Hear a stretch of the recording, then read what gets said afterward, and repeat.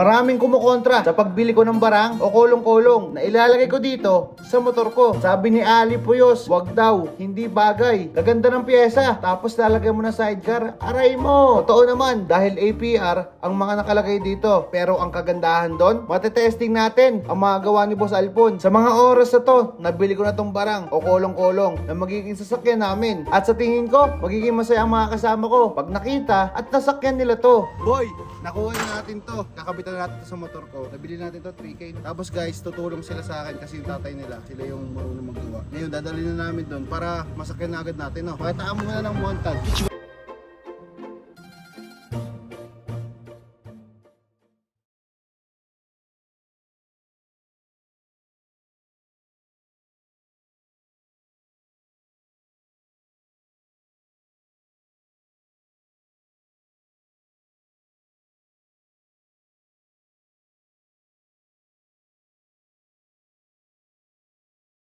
Minsan naglalaro din kami ng mga tumbang preso. Siyempre masaya, basta kompleto. Kahit nabuburot ka, tuloy pa rin. Kasi pag umayaw ka, ikaw ang aasarin. Burot, burot. Burot. Burot ka mati.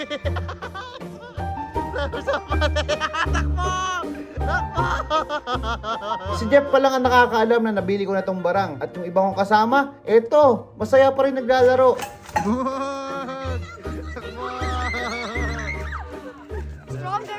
Nung una, binibenta sa akin to ng 4,500. Pero nakuha lang natin ng 3,000. Sa tingin nyo, lugi ba o sakto lang sa presyo?